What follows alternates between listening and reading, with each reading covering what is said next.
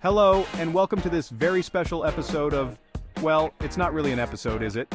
More of a pre-flight safety briefing, but delivered with slightly less forced cheer than the one you'll get from the cabin crew.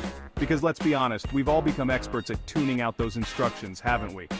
But the thing is, there are rules on a plane, both spoken and unspoken, and ignoring them can lead to some interesting consequences. I'm talking about situations that are less mile-high club and more public shaming that follows you for miles. So, buckle up, keep your tray table in its upright and locked position, and let's delve into the top 10 things you really shouldn't do on a plane. Look, I get it. You're a maverick, a rebel. You laugh in the face of danger, or at least mild turbulence. But when that seatbelt sign pings on and you decide to saunter down the aisle for another tiny bag of pretzels, you're not just risking a bruised shin. You're basically turning yourself into a human projectile, which, let's be honest, is not a good look for anyone. Remember those physics demonstrations with the crash test dummies? Yeah, those weren't staged for dramatic effect. Sudden braking or unexpected turbulence can turn you into an unguided missile, potentially injuring yourself and your fellow passengers. So please, for the love of all that is holy and for the sake of your coccyx, buckle up when that sign is on. We all know that flying can be stressful. Delayed flights, cramped seats, the constant fear that the baby in the row behind you is about to unleash a symphony of screams, it's enough to make anyone crack a joke. But here's a piece of advice. Keep those jokes far, far away from anything remotely related to security threats. Trust me, the air marshals hidden among us have zero tolerance for bomb jokes, hijacking scenarios, or any other quips that might even vaguely suggest you're a danger to the aircraft. You might think you're being hilarious, but the only punchline you'll be delivering is a one-way ticket to an interrogation room, followed by a lifetime ban from flying. And nobody wants that, right? Ah, the reclining seat, a marvel of modern engineering that allows you to transform your economy-class seat into a slightly less upright torture device.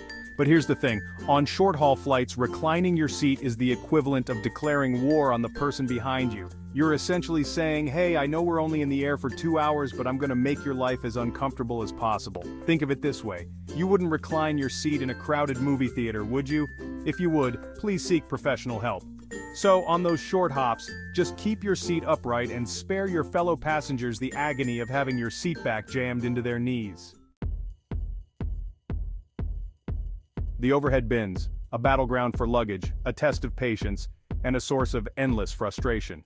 Look, we all want to stow our carry-on luggage and settle in for the flight, but there's a certain etiquette to be followed.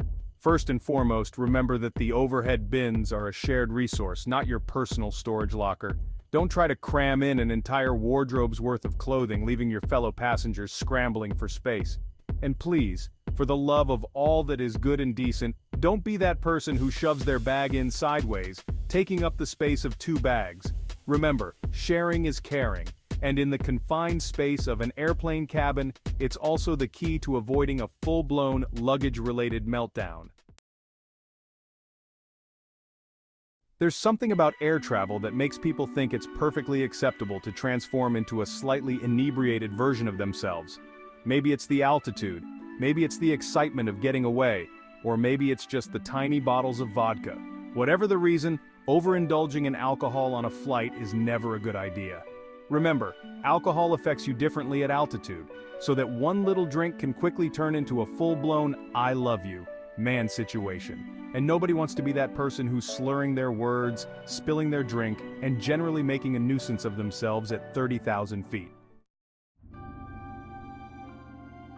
Flight attendants, they're the unsung heroes of the skies, the guardians of our safety, and the providers of those much-needed mini pretzels. They're also the people you really don't want to ignore. When they tell you to put your phone on airplane mode, do it. When they instruct you to fasten your seatbelt, buckle up.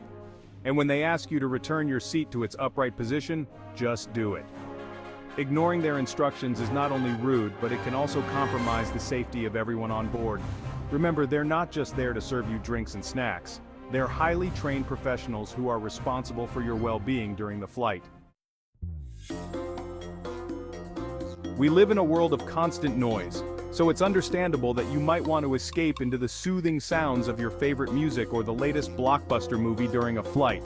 But please, for the love of all that is holy, use headphones. Blasting your entertainment at full volume is the auditory equivalent of kicking the back of the seat in front of you. It's inconsiderate, disruptive, and it's guaranteed to earn you some serious side-eye from your fellow passengers. Remember, not everyone shares your taste in music or movies, and even those who do probably don't want to hear it through your tinny laptop speakers. So, do everyone a favor and invest in a decent pair of headphones. Your ears and your fellow travelers will thank you. The Mile High Club, a mythical realm of daring and debauchery where passengers allegedly shed their inhibitions, and possibly their clothing, in the cramped confines of an airplane lavatory. But here's the reality. Attempting to join this exclusive club is a terrible idea. First of all, it's incredibly disrespectful to your fellow passengers and the hard-working crew who are trying to maintain a modicum of order in the air. Second, it's highly unsanitary. Airplane bathrooms are notoriously small and not exactly renowned for their cleanliness. And finally, it's likely to get you arrested. Remember, public indecency is still a crime, even at 30,000 feet. So, leave the romance on the ground and keep your hands to yourself during the flight. We all get hungry on long flights, and sometimes those airline meals just don't cut it. But before you pull out that pungent tuna sandwich or that bag of extra garlicky chips, consider your fellow passengers. Remember, you're trapped in a metal tube with these people for hours on end, so subjecting them to the overpowering aroma of your food is not exactly a recipe for a pleasant flight. Stick to snacks that are relatively odor neutral, and save the strong-smelling stuff for when you're back on terra firma. Trust me, your fellow travelers will appreciate it, and you'll avoid becoming the target of silent glares and passive-aggressive air freshener deployments. I understand the desire to kick off your shoes and get comfortable during a long flight. But walking around barefoot on an airplane is just plain gross. Think about it. You're essentially strolling through a public restroom that happens to be flying through the air. The floor is a breeding ground for bacteria, spilled drinks, and who knows what else. And even if you're meticulous about your own hygiene, there's no guarantee that the person who walked barefoot before you was quite so diligent. So do everyone a favor and keep your shoes on.